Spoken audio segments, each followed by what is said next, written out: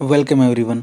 हम पढ़ रहे थे सॉल्यूशंस और आज हम बात करेंगे कोलिगेटिव प्रॉपर्टीज़ की। कोलिगेटिव प्रॉपर्टीज़ वो प्रॉपर्टी होती हैं जो अमाउंट ऑफ सोल्यूट पे तो डिपेंड करती हैं बट उसकी नेचर पे डिपेंड नहीं करते हैं। हम स्टार्ट करते हैं एक सॉल्यूशन से। मान लिया आपके पास एक सॉल्यूशन है जिसके अंदर दो कंपोनेंट हैं, कंपोनेंट ए और कंपोनेंट बी। जो कंपोनेंट ए है मान लिया ये सॉल्वेंट है और जो कंपोनेंट बी है ये सोल्यूट है। अगर कंपोनेंट बी जो कि सोल्यूट है वो नॉन वोलाटाइल है, नॉन वोलाटाइल मीन्स इसके वेपर नहीं बनेंगे। अगर बी नॉन वोलाटाइल है और हम क्या करें, इसकी प्रॉपर्टीज़ देखें, जो प्रॉपर्टी इस सोल्यूट के अमाउंट पे डिपेंड करती है, means number of particle of solute पे डिपेंड करती हों, इस नॉन वोलाटाइल सोल्यूट के अमाउंट पे डिपेंड करती हों, तो वो प्रॉपर्टी क्या होंगी, कोलिगेटिव प्रॉपर्टी होंगी। सबसे पहले देखते हैं lowering in vapour pressure. Actually चार इंपॉर्टेंट कोलिगेटिव प्रॉपर्टी हैं: relative lowering in vapour pressure, elevation in boiling point, depression in freezing point and fourth is osmotic pressure. तो सबसे पहला देखते हैं हम relative lowering in vapour pressure. उससे हमें आइडिया हो जाएगा कि कोलिगेटिव प्रॉपर्टी हैं वो किस तरीके से अमाउंट पे डिपेंड करती हैं। मान लिया आपके पास जो ये सॉल्यूशन है ए और बी का, ये एक क्लोज कंटेनर के अंदर है। जब ये क्लोज कंटेनर के अंदर है तो इसका जो वेपर प्रेशर होगा, डाल्टन लॉ क्या कहता है, डाल्टन लॉ कहता है कि pressure of this solution must be equal to pressure of first component plus pressure of second component. अब ये दोनों कंपोनेंट के प्रेशर के सम के बराबर है, लेकिन आपको पता है बी जो है वो नॉन वोलाटाइल है, तो इसके लिए जो वेपर प्रेशर होगा वो जीरो होगा। जब इसके लिए वेपर प्रेशर जीरो होगा तो उस केस में जो प्रेशर है सॉल्यूशन के ऊपर, वेपर प्रेशर है, वो ए के वेपर प्रेशर के इक्वल होगा और ए का वेपर प्रेशर राउल्ट लॉ से जो हमने पहले पढ़ा है वो इक्वल होगा x A P A not के। अब आपको पता है जो पी ए नॉट है वो प्योर स्टेट में ए कंपोनेंट यानी कि सॉल्वेंट का वेपर प्रेशर है और एक्स ए क्या है, यहाँ पे मोल फ्रैक्शन है इस सॉल्यूशन के अंदर। अब इस इक्वेशन से हम पी ए नॉट को दूसरी तरफ लेके जाएं तो P S divide by P A naught will be equal to X A. ठीक है, अगर मैं इन दोनों टर्म को यानी लेफ्ट हैंड साइड और राइट हैंड साइड दोनों को एक में से घटा दूं, यानी one minus this thing and one minus this thing, इस तरीके से करूं तो क्या बनेगा, हमारे पास बनेगा one minus P S divide by P A naught equal to one minus X A. अब आपको पता है वन माइनस एक्स ए क्या होगा, एक्स भी होगा, क्योंकि आपको पता है जो मोल फ्रैक्शन होते हैं सारे के सारे किसी सॉल्यूशन के अंदर उन सभी का सम वन होता है। यहाँ पे दो ही कंपोनेंट हैं तो एक्स ए प्लस एक्स बी वन होना था, हम वन में से एक्स ए घटाएंगे तो एक्स बी आ जाएगा, यानी कि राइट हैंड साइड क्या बना है, एक्स बी बना है। और लेफ्ट हैंड साइड अगर हम एलसीएम ले लेते हैं तो क्या बनेगा, P A not minus P S divide by P A not. अब इस टर्म को ध्यान से देखो, जो ऊपर टर्म है P A not minus P S, P A not है प्योर स्टेट में जो सॉल्वेंट है उसका वेपर प्रेशर, उसमें से हमने किसका घटाया है, सॉल्यूशन का, और डिवाइड में किससे किया है, प्योर सॉल्वेंट का।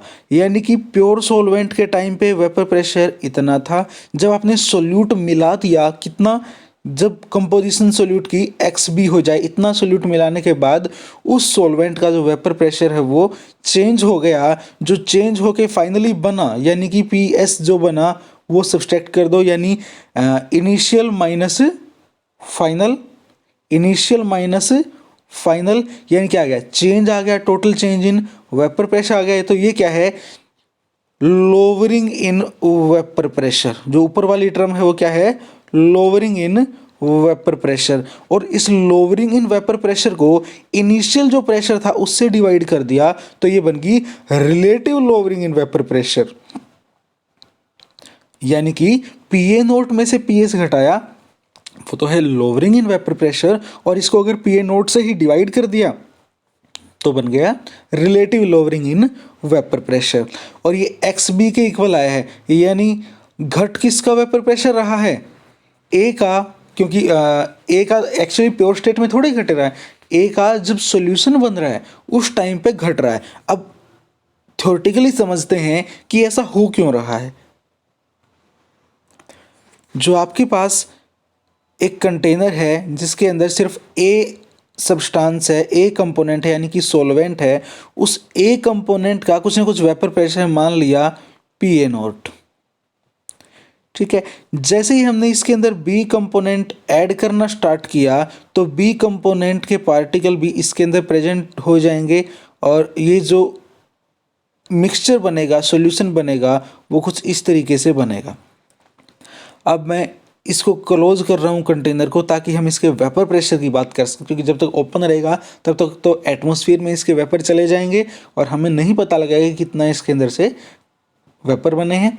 तो जैसे ही मैंने कंटेनर क्लोज किया, अब इस कंटेनर के अंदर जो वेपर बनेंगे वो जो ए कंपोनेंट है उसके वेपर भी बनेंगे और बी कंपोनेंट अगर वोलाटाइल है तो उसके वेपर बनेंगे। लेकिन मैंने स्टार्टिंग में कहा कि बी को हम क्या ले रहे हैं, नॉन वोलाटाइल सोल्यूट ले रहे हैं, यानी बी के तो वेपर नहीं बनेंगे। अब वेपर कहाँ से बनते हैं, वेपर बनते हैं सरफेस से, जहाँ पे लिक्विड का सरफेस है वहाँ से वेपर बनते हैं। अब लिक्विड का जो सरफेस है उसके ऊपर पहले तो अकेला ए था, क्योंकि जब प्योर ए था तो हर जगह सिर्फ ए था, लेकिन जब हमने बी को मिक्स कर दिया तो बी के भी कुछ पार्टिकल इस सरफेस पे होंगे, यानी जो पूरा सरफेस पहले अकेले ए ने एक्वायर कर रखा था अब उसके ऊपर ए भी है और बी भी है।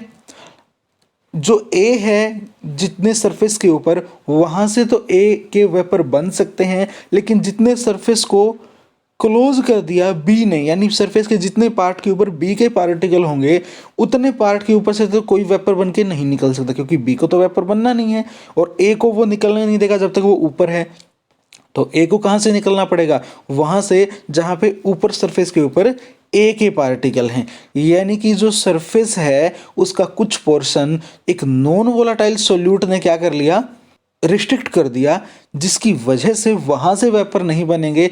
इसलिए क्योंकि कम सरफेस प्रोवाइड हो रहा है वेपोराइजेशन के लिए, तो वेपर भी कम बनेंगे। इसलिए जो सॉल्यूशन का वेपर प्रेशर है जिसके अंदर नॉन वोलेटाइल सोल्यूट डाल रखा है, वो जो पी ए नॉट होगा उससे क्या होगा, कम होगा, उससे कम होगा। सॉल्यूशन का जो वेपर प्रेशर हो किससे कम होगा, प्योर स्टेट वाले वेपर प्रेशर से कम होगा, क्योंकि नॉन वोलेटाइल सोल्यूट वेपर बनने के प्रोसेस को रिस्ट्रिक्ट कर रहा है, बिल्कुल बंद नहीं कर रहा, खत्म नहीं कर रहा है, रिस्ट्रिक्ट कर रहा है। जितनी जितनी कंपोजिशन बी की बढ़ती जाएगी उतना उतना सरफेस पे भी बढ़ता जाएगा, जितना जितना सरफेस पर भी बढ़ता जाएगा उतना ही वेपर बनने की टेंडेंसी है जो एक ही वो घटती जाएगी, क्योंकि इसको सरफेस नहीं मिलेगा वेपोराइज होने के लिए। तो ये था लोअरिंग इन वेपर प्रेशर। उसके बाद हमने देखा relative lowering in vapour pressure, यानी जो वेपर प्रेशर में लोअरिंग हो रही थी उसको रिलेट कर दिया। इसी तरीके से एलिवेशन इन बॉइलिंग पॉइंट, वो भी क्या है, एक कोलिगेटिव प्रॉपर्टी है। डिप्रेशन इन फ्रीजिंग पॉइंट, वो भी क्या है, एक कोलिगेटिव प्रॉपर्टी है। और ऑस्मोटिक प्रेशर, वो भी क्या है, एक कोलिगेटिव प्रॉपर्टी है। आइए थोड़ा सा उनको भी डिस्कस कर लेते हैं। एलिवेशन इन बॉइलिंग पॉइंट, हम सभी को पता है कि जो बॉइलिंग पॉइंट है वो एक ऐसा टेम्परेचर होता है जिसके ऊपर किसी भी सॉल्यूशन का या किसी सॉल्वेंट का जो वेपर प्रेशर है वो एटमॉस्फेरिक प्रेशर के इक्वल हो जाए, एटमॉस्फेरिक प्रेशर के इक्वल हो जाए। देखो, जब किसी सॉल्यूशन या लिक्विड का हम टेम्परेचर राइज करते हैं तो उसके वेपर बनने की जो प्रोसेस है वो थोड़ी फास्ट हो जाती है। जब वेपर फास्ट बनेंगे, जल्दी जल्दी बनेंगे, तो सीधी सी बात है वेपर प्रेशर भी बढ़ेगा। अब एटमॉस्फेरिक प्रेशर जो अर्थ क्रस्ट है वहाँ पे लगभग 1 एटमॉस्फेयर है, और 1 एटमॉस्फेयर अप्रोक्सीमेटली 1 बार के इक्वल होता है, एग्जैक्टली नहीं, अप्रोक्सीमेटली, थोड़ा सा डिफरेंस है। तो जो वेपर प्रेशर है टेम्परेचर के इंक्रीज के साथ वेपर प्रेशर क्या होगा, इंक्रीज होगा। लोअर टेम्परेचर के ऊपर वेपर प्रेशर कम होगा, हायर टेम्परेचर के ऊपर वेपर प्रेशर बढ़ जाएगा। बॉईल करने का मतलब है, बॉइलिंग पॉइंट का मतलब है कि वेपर प्रेशर एटमॉस्फेरिक प्रेशर के इक्वल हो जाए, यानी हमें कितना हीट करना पड़ेगा वेपर प्रेशर को एटमॉस्फेरिक प्रेशर के इक्वल लाने के लिए, वो है अपना बॉइलिंग पॉइंट। अब बॉइलिंग पॉइंट तक पहुंचने के लिए हमें हीट करना पड़ रहा है। अगर आपके पास जो सॉल्यूशन है, जैसे हमने पहले डिस्कस किया है, जिसके अंदर ए कंपोनेंट भी है और बी कंपोनेंट भी है, उस केस में आपने देखा कि जो वेपर प्रेशर है वो डिक्रीज कर जाता है, बिकॉज ए तो वोलाटाइल है और बी जो है वो नॉन वोलाटाइल है, इसके वेपर नहीं बनेंगे। जब नॉन वोलाटाइल सोल्यूट ऐड किया जाता है तो लोअरिंग इन वेपर प्रेशर होती है, या फिर मैं कहूँ relative lowering in vapour pressure वो शो करता है, जो कि कोलिगेटिव प्रॉपर्टी है। जब वेपर प्रेशर लोअर कर दिया, बी ने ऐड होने के बाद वेपर प्रेशर लोअर कर दिया, इसका मतलब ए अगर T1 टेम्परेचर पे बॉईल हो रहा था, जिसके वेपर ज़्यादा बन रहे थे, वो अगर T1 टेम्परेचर पे बॉईल हो रहा था, जब मैंने उसके अंदर बी मिक्स कर दिया, बी मिक्स करने के बाद उसके वेपर बनने कम हो जाएंगे। जब वेपर कम बनेंगे तो उनको इतने ज़्यादा वेपर बनाना कि एटमॉस्फेरिक प्रेशर के इक्वल वेपर प्रेशर हो जाए, तो हमें ज़्यादा एफर्ट करने पड़ेंगे। जब ज़्यादा एफर्ट करने पड़ेंगे तो मान लिया आपका जो सॉल्यूशन है ए बी, उसको बॉईल करने के लिए T2 टेम्परेचर चाहिए, तो सीधी सी बात है ए बी का जो वेपर प्रेशर है वो अपने आप से कम है, उसके लिए ज़्यादा एफर्ट करने पड़ेंगे, ज़्यादा हीट करनी पड़ेगी वेपर प्रेशर को 1 एटमॉस्फेयर बनाने के लिए। तो T2 टेम्परेचर क्या होगा, ज़्यादा होगा T1 टेम्परेचर से। T2 ज़्यादा होगा किससे, T1 टेम्परेचर से। क्यों होगा, क्योंकि ए के जो वेपर प्रेशर था वो ज़्यादा था। मान लिया प्योर ए का वेपर प्रेशर था PA0 और जो ए बी है उसका वेपर प्रेशर है PS। आपने पहले ही देखा कि PA0 जो है वो ज़्यादा है PS से, तो ऐसे सॉल्यूशन को बॉईल करना जिसका वेपर प्रेशर ज़्यादा है उसके लिए कम हीट चाहिए, और ऐसे सॉल्यूशन को बॉईल करना जिसका वेपर प्रेशर पहले से ही कम है, तो बढ़ाने के लिए उस वेपर प्रेशर को इंक्रीज करने के लिए ज़्यादा टेम्परेचर आपको राइज करना पड़ेगा, ज़्यादा टेम्परेचर तक पहुंचना पड़ेगा, तो वो जो बॉइलिंग पॉइंट है वो ज़्यादा होगा। इसका मतलब क्या हुआ, आपने तो एक नॉन वोलेटाइल सॉल्यूट डाला और जो लिक्विड था उसका जो बॉइलिंग पॉइंट है वो ज़्यादा हो गया, बॉइलिंग पॉइंट बढ़ गया। लाइक वाटर का जो बॉइलिंग पॉइंट है 373.16 केल्विन है। अब अगर आपने इसके अंदर कोई नॉन वोलेटाइल सॉल्यूट डाल दिया तो ये 373.16 की बजाय 374 या उससे ज़्यादा 378 कितना भी हो सकता है, डिपेंड करेगा कि आपने कितना अमाउंट डाला है एक नॉन वोलेटाइल सॉल्यूट का। इसके बाद बात करते हैं ओस्मोटिक प्रेशर की, वो भी क्या है कि कोलिगेटिव प्रॉपर्टी है। ओस्मोटिक प्रेशर क्या होता है, एक्चुअली में हमारे पास मान लिया दो सॉल्यूशन हैं जो कि कंसंट्रेशन 1 और कंसंट्रेशन 2 वाले हैं। मान लिया ये वाला जो सॉल्यूशन है लेफ्ट हैंड साइड, इसके अंदर है कंसंट्रेशन 1 और जो राइट हैंड साइड है ये है कंसंट्रेशन 2, और बीच में हमने जो ये लाइन लगा रखी है this is semi permeable membrane. Means ये एक ऐसी मेम्ब्रेन है जो अलाउ करती है सेलेक्टेड पार्टिकल को अपने अंदर से पास होने के लिए। अब जो C1 कंसंट्रेशन है ये है किसकी, सोल्यूट की। हम सोल्यूट के अमाउंट की बात कर रहे हैं। C1 कंसंट्रेशन किसकी है, सोल्यूट की है। जो सोल्यूट की कंसंट्रेशन है, मान लिया जो C1 है वो कम है C2 से, मीन्स C2 कंसंट्रेशन ज़्यादा है, C1 कंसंट्रेशन कम है। अब जो सॉल्यूशन आपका यहाँ प्रेजेंट है जिसके अंदर C1 कंसंट्रेशन जो कि कम है और C2 कंसंट्रेशन जो कि ज़्यादा है, तो जो सेमी परमेबल मेम्ब्रेन है वो किसी एक पार्टिकल को अलाउड करती है। मान लिया यहाँ पे आपके सोलवेंट पार्टिकल को ये अलाउ कर रही है, सोलवेंट यानी कि ए के पार्टिकल तो अलाउ कर रही है और बी के पार्टिकल जो कि नॉन वोलेटाइल हैं उनको ये आर पार जाने के लिए अलाउ नहीं कर रही है। तो जिस जगह कंसंट्रेशन कम है सोल्यूट की उस जगह सोलवेंट ज़्यादा होगा, और जिस जगह कंसंट्रेशन ज़्यादा है सोल्यूट की उस जगह सोलवेंट कम होगा। तो सोलवेंट सेमी परमेबल मेम्ब्रेन के थ्रू कंसंट्रेशन ग्रेडियंट के अकॉर्डिंग मूव करता है। कंसंट्रेशन ग्रेडियंट क्या कि भाई जहाँ पे जो चीज़ ज़्यादा है वहाँ से जो चीज़ कम है उसकी तरफ जाती है, हमेशा ही उसकी तरफ जाती है।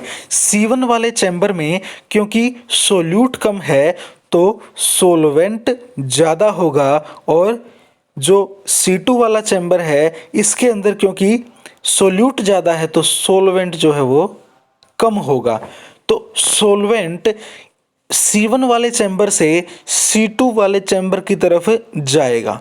C1 वाले चैम्बर से एक एक पार्टिकल है वो C2 वाले चैम्बर में जाएंगे, क्योंकि C2 के अंदर तो सोल्यूट ज़्यादा है और दोनों सॉल्यूशंस को आइसोटोनिक बनाने के लिए ये जो सॉल्वेंट है ये मूव करेगा। अब जो ये सॉल्वेंट मूव कर रहा है इस कंसंट्रेशन ग्रेडियंट के ऊपर, इसको स्टॉप करने के लिए अगर हम ऊपर से प्रेशर लगा देते हैं, यहाँ पे प्रेशर लगा देते हैं फ्रिक्शनलेस पिस्टन पे, तो जो ये प्रेशर हम लगाएंगे, जितना प्रेशर हम यहाँ से बढ़ाएंगे उसके हिसाब से ही जो ये सॉल्वेंट पार्टिकल इस तरफ आ रहे हैं वो रुक जाएंगे। कैसे रुकेंगे? जो ये C2 कंसंट्रेशन वाला सॉल्यूशन है इसके वेपर बन रहे थे, इसके जब वेपर बन रहे थे इसका कुछ वेपर प्रेशर था। अब वेपर प्रेशर जो है C2 कंसंट्रेशन की वजह से क्या था? कम था। C2 कंसंट्रेशन की वजह से वेपर प्रेशर क्या था? कम था। जितना इस सतह पे वेपर प्रेशर कम लग रहा था उसकी वजह से, और दूसरी साइड में जहाँ पे C1 कंसंट्रेशन थी यहाँ पे जो था वेपर प्रेशर ज़्यादा था, क्योंकि सॉल्वेंट ज़्यादा है तो इसके पार्टिकल्स भी ज़्यादा वेपराइज होंगे। तो यहाँ पे वेपर प्रेशर क्या था? ज़्यादा था। यहाँ तो वेपर प्रेशर ज़्यादा, यहाँ वेपर प्रेशर कम, तो जो प्रेशर ज़्यादा था उसकी वजह से इस साइड जा रहे थे। लेकिन अगर हम इस C2 वाले चैम्बर के ऊपर प्रेशर लगाना शुरू कर दें ऊपर से, इसके वेपर प्रेशर जो वेपर बन रहे थे उसके ऊपर से हम इनको कंडेंस कराने की कोशिश करें या फिर हम ऊपर से प्रेशर ज़्यादा अप्लाई करेंगे, तो ये पिस्टन जैसे जैसे नीचे मूव करेगा प्रेशर बढ़ेगा, तो ये जो semi permeable membrane solvent particle को आने के लिए अलाउ कर रही है उसके फ्लो को, उस पार्टिकल्स के फ्लो को ये रोक देता है। जैसे जैसे हम यहाँ ऊपर से प्रेशर बढ़ाएंगे तो ये सॉल्वेंट पार्टिकल यहाँ मूव करना बंद कर देंगे। तो कितना मिनिमम प्रेशर हमें चाहिए यहाँ कंसंट्रेटेड सॉल्यूशन के ऊपर लगाने का कि जिससे जो सॉल्वेंट के पार्टिकल हैं इसकी तरफ मूव ना करें? That pressure is equal to osmotic pressure. Osmotic pressure. अब ये नंबर ऑफ पार्टिकल्स पे कैसे डिपेंड करता है? देखो, C1 कंसंट्रेशन है यानी कम कंसंट्रेशन है पहले चैम्बर में, और C2 कंसंट्रेशन है यानी ज़्यादा कंसंट्रेशन है दूसरे चैम्बर में। जिसकी कंसंट्रेशन ज़्यादा है सोल्यूट की, नॉन वोलाटाइल सोल्यूट की, वहाँ पे सॉल्वेंट की कमी होगी। जहाँ सॉल्वेंट की कमी होगी या फिर सोल्यूट की कंसंट्रेशन ज़्यादा होगी उसके वेपर कम बनेंगे। जब वेपर कम बनेंगे तो उस साइड वेपर प्रेशर कम होगा, और जिस साइड वेपर्स ज़्यादा बनेंगे वहाँ वेपर प्रेशर ज़्यादा होगा। ज़्यादा वेपर प्रेशर होगा तो वो सॉल्वेंट पार्टिकल को धकेलेगा, अगर सॉल्वेंट जा सकता है तो चला जाए। लेकिन जहाँ पे वेपर प्रेशर कम है उस साइड क्या होगा? वो पार्टिकल आ जाएंगे। लेकिन अगर हम उसे कम वेपर प्रेशर को, जो वेपर प्रेशर मान लिया P2 है, उसको हमें इक्वल करना पड़ेगा ना P1 के। ये अगर मान लिया प्रेशर P1 है, ये P2 है, क्योंकि P2 क्या है? कम है P1 से, तो P2 को P1 के बराबर बनाएंगे तभी तो ये फ्लो रुकेगा। तो P2 के अंदर जितना एक्स्ट्रा ऐड करेंगे वो क्या होगा? ऑस्मोटिक प्रेशर होगा, यानी इतना प्रेशर और अगर हम जोड़ दें तो वो P1 के इक्वल आ जाएगा, और जो नेट फ्लो है सॉल्वेंट पार्टिकल का वो रुक जाएगा। तो इस तरीके से जो प्रेशर है या लोअरिंग इन प्रेशर है वो तो कंसंट्रेशन पे डिपेंड कर रहा था, नंबर ऑफ पार्टिकल्स पे डिपेंड कर रहा था, और जो ऑस्मोटिक प्रेशर है वो उस प्रेशर पे डिपेंड कर रहा है। तो सीधे सीधे जो ऑस्मोटिक प्रेशर है वो नंबर ऑफ पार्टिकल्स पे डिपेंड कर रहा है सोल्यूट के, नॉन वोलेटाइल सोल्यूट के। तो ऑस्मोटिक प्रेशर भी क्या है कि कोलिगेटिव प्रॉपर्टी है। अब बात करते हैं डिप्रेशन इन फ्रीजिंग पॉइंट की। जो फ्रीजिंग पॉइंट है वाटर के लिए वो है 0 डिग्री सेल्सियस यानी 273 केल्विन। और डिप्रेशन इन फ्रीजिंग पॉइंट का मतलब है कि अगर हम कोई नॉन वोलाटाइल सोल्यूट डालते हैं सॉल्वेंट के अंदर, यहाँ पे हम वाटर ले रहे हैं तो वाटर के अंदर अगर हम नॉन वोलाटाइल सोल्यूट डालते हैं तो उसका जो फ्रीजिंग पॉइंट है वो डिप्रेस हो जाएगा, 0 डिग्री से नीचे चला जाएगा 273 केल्विन से नीचे चला जाएगा। मान लिया हमने कोई बी नॉन वोलेटाइल सोल्यूट डाला है, वो नॉन वोलेटाइल सोल्यूट हो सकता है जो वाटर का फ्रीजिंग पॉइंट है वो -4 डिग्री सेल्सियस कर दे या 269 केल्विन कर दे। तो ये जो डिप्रेशन होगा फ्रीजिंग पॉइंट का, ये क्योंकि नंबर ऑफ पार्टिकल्स पे डिपेंड कर रहा है, तो हम इसको बोलेंगे कोलिगेटिव प्रॉपर्टी। तो अब देखते हैं कि ये डिप्रेशन होता क्यों है। जो फ्रीजिंग पॉइंट है, freezing point is the temperature, ऐसा टेम्परेचर जिसके ऊपर जो लिक्विड फेज है उसका वेपर प्रेशर और जो सॉलिड फेज है उसका वेपर प्रेशर, जब ये दोनों इक्वल हो जाते हैं, लिक्विड फेज का वेपर प्रेशर भी और सॉलिड फेज का वेपर प्रेशर भी, तो उस पॉइंट को हम बोलते हैं फ्रीजिंग पॉइंट। यानी कि लिक्विड फॉर्म और सॉलिड फॉर्म जो है वो जब को एग्जिस्ट करती हैं वही तो होता है फ्रीजिंग पॉइंट।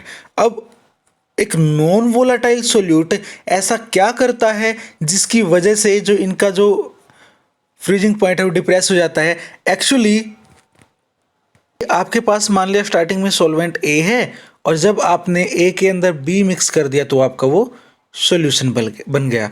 अब ए का जो वेपर प्रेशर है वो होगा PA0 और जो AB यानी सॉल्यूशन का वेपर प्रेशर है वो होगा PS।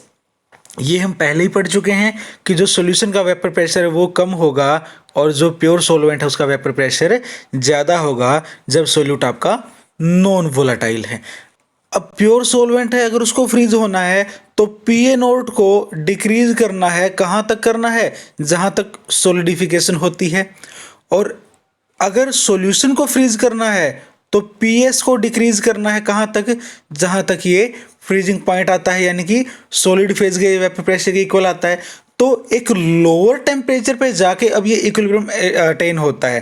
पहले तो जब अकेला प्योर सॉल्वेंट था तब हायर मतलब टेम्परेचर, यानी कि मान लिया कि वाटर केस में 0 डिग्री सेल्सियस के ऊपर जाके ये इक्विलिब्रियम अचीव हो जाता था। लेकिन जब ये सॉल्यूशन बन गया तब जो ये इक्विलिब्रियम है ये एक लोअर टेम्परेचर पे जाके अचीव होता है। इसको दूसरे वे में समझते हैं। लाइक आपके पास पहले प्योर सॉल्वेंट ए है, उस प्योर सॉल्वेंट ए यानी वाटर का जो फ्रीजिंग पॉइंट है वो है 0 डिग्री सेल्सियस। अब आपने क्या किया? ए के साथ बी मिक्स कर दिया, ए के साथ बी मिक्स कर दिया, जहाँ पे बी क्या है? नॉन वोलाटाइल है। और अब जो ये सॉल्यूशन है इसके फ्रीजिंग पॉइंट को हमें देखना है कि फ्रीजिंग पॉइंट कम होगा कि ज़्यादा होगा। जब आपके पास सिर्फ ए था तो जो वेपर प्रेशर था वो क्या था? PA0 था। ठीक है, अब आप इसको क्या कर रहे हो? फ्रीज कर रहे हो। आपको पता है जैसे जैसे हम लिक्विड फेज से सॉलिड फेज की तरफ बढ़ते हैं तो सॉलिड के अंदर जो पार्टिकल्स की मूवमेंट है वो कम होती है, रिस्ट्रिक्ट होती है, ख़त्म हो जाती है। हमें मान के चलते हैं कि बहुत कम हो जाती है लिक्विड कंपैरिजन तो बिल्कुल नेग्लिजिबल। तो लिक्विड फेज में क्योंकि पार्टिकल्स की मूवमेंट ज़्यादा है तो जो एंट्रोपी है वो ज़्यादा होगी। और जो सॉलिड फेज है उसके केस में जो पार्टिकल्स की मूवमेंट है वो क्या हो जाएगी? रिस्ट्रिक्ट हो जाएगी। तो वहाँ पे जो एंट्रोपी होगी वो कम होगी। एंट्रोपी सॉलिड केस में क्या होगी? कम होगी। आपको क्या करना है? एक्चुअली एंट्रोपी को डिक्रीज करना है, लिक्विड से सॉलिडिफाई करना है। तो जो लिक्विड से सॉलिडिफाई करना है, एंट्रोपी को डिक्रीज करना है। सॉल्वेंट के केस में क्योंकि अकेले एक टाइप के पार्टिकल हैं तो हमें कम एफर्ट लगाने पड़ेंगे उस एंट्रोपी को कम करने के लिए, क्योंकि सारे के सारे पार्टिकल क्या हैं? ए के टाइप के हैं। अब जब मैं सॉल्यूशन की बात करता हूं तो यहाँ पे ए के साथ साथ बी पार्टिकल भी हैं। और आपने स्टैटिस्टिकल थर्मोडायनेमिक्स में पढ़ा है कि जो एंट्रोपी है एक, वो किसके इक्वल होती है? के log नेचुरल W। जो के log नेचुरल W है, इसके अंदर W क्या है? थर्मोडायनेमिक प्रोबेबिलिटी है। जो थर्मोडायनेमिक प्रोबेबिलिटी है ये क्या बताती है? ये बताती है कि अरेंजमेंट कैसा है पार्टिकल का। जब हमारे पास सिर्फ प्योर ए था, जब हमारे पास प्योर ए था तो प्योर ए के केस में सारे पार्टिकल एक जैसे तो थर्मोडायनेमिक प्रोबेबिलिटी की वैल्यू कम थी। लेकिन जब डिसऑर्डर बढ़ेगा, यानी कि हमने ए की बजाय क्या ले लिया, सॉल्यूशन ले लिया जिसके अंदर पार्टिकल सिर्फ ए के नहीं बी के भी हैं, तो वहाँ पे जो पार्टिकल्स की अरेंजमेंट है वो अलग अलग डायरेक्शन में डिफर कर जाएगी, अलग अलग पोजीशन पे उस सिस्टम के अंदर डिफर कर जाएगी। तो जो W की वैल्यू होगी थर्मोडायनेमिक प्रोबेबिलिटी की वैल्यू वो ज़्यादा होगी। जब W की वैल्यू ज़्यादा होगी तो सीधी सी बात है एंट्रोपी की वैल्यू भी ज़्यादा होगी।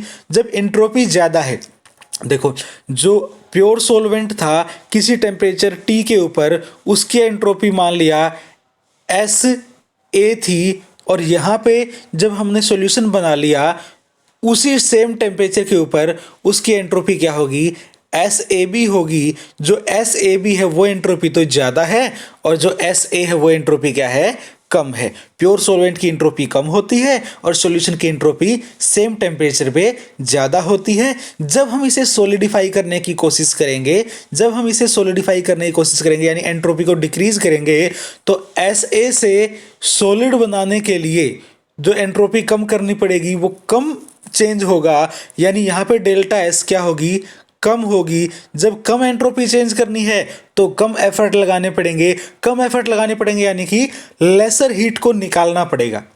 ज़्यादा हीट नहीं निकालनी है, कम हीट निकालनी है, यानी टेम्परेचर 0 डिग्री सेल्सियस में भी काम चल जाएगा। लेकिन जब हमारे पास सॉल्यूशन है जिसकी एंट्रोपी पहले ज़्यादा है, उस ज़्यादा एंट्रोपी से सॉलिडिफाई करने के लिए यानी एंट्रोपी को कम करने के लिए, सॉलिडिफाई करने के लिए सॉल्यूशन को हमें ज़्यादा एफर्ट लगाने पड़ेंगे यानी कि हमें ज़्यादा टेम्परेचर को डिक्रीज करना पड़ेगा। ज़्यादा डिक्रीज करेंगे तो हमारा जो टेम्परेचर है वो फ्रीजिंग का यानी एंट्रोपी कम होने का माइनस में चला जाएगा। डिग्री सेल्सियस की बात करूँ तो मान लिया कि 4 डिग्री सेल्सियस।